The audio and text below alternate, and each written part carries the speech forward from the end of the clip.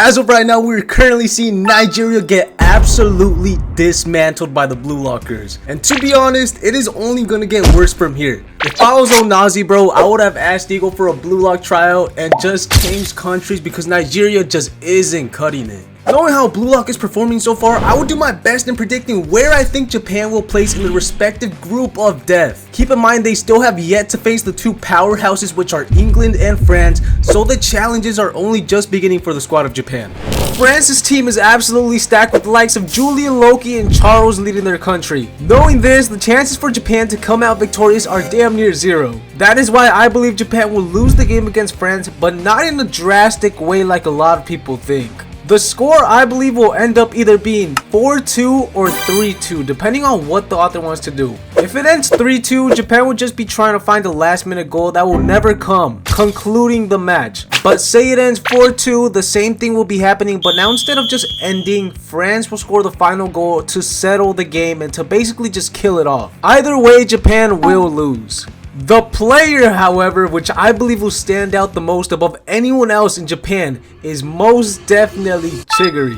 What better time to give Chigiri the best game of his life than to do it against the fastest player in the series so far, Julian Loki. This would definitely be my favorite matchup in the series as of now, and the foot race duels against these two would be insane. But everything that goes up, unfortunately, always has to come down. I believe this will be the game in which Chigiri re-tears his ACL, ending his Blue Lock journey. It just seems too good to be true that Chigiri will have the best game of his life and nothing negative in exchange will happen to him. But notice how I said Blue Lock journey. He may not be done with soccer completely, but for sure there will probably be no way for him to return to Blue Lock, since ACL recovery usually takes around 9 months on average. But hopefully I'm wrong and he gets insane development as the story goes on, since he is my favorite character. Nevertheless, the match will definitely be a humbling experience for the Blue Lockers, but at least it will help them prepare for their next match against England. In contrast to the French team, we don't know too much about the England U20 national team in Blue Lock. The only character that I'm aware of that might be in the squad is Augie from Manshine City, who is a really good player, which I think most definitely has not shown all his abilities, since when looking at the Blue Lock manga, the author makes certain characters sweat, emphasizing the effort they are putting in.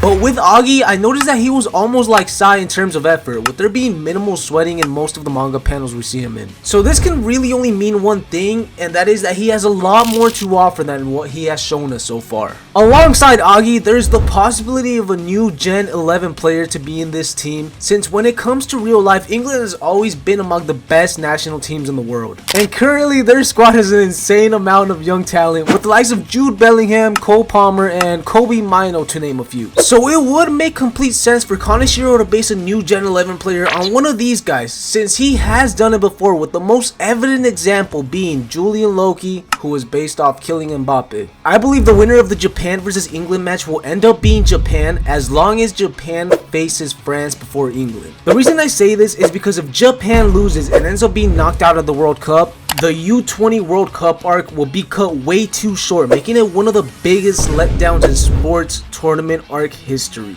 Also, if the author has common sense, he should realize that more money could be made if he made the arc stretch out for a longer period of time. What I'm saying is that he should basically just milk the cow dry till the last drop. This game will most definitely be close, noting that it will most likely be the last team Japan will face in the group stage. So that means tension should be high, and what better way to increase it than to make Japan work for the winning goal, sending them through to the knockout stages. That is why the last goal will probably be a late game winner, with someone like Isagi or Rin sealing it for Japan. With all being said, the winner of the group will be France, and in second place to advance to the next round, I believe, will be Japan.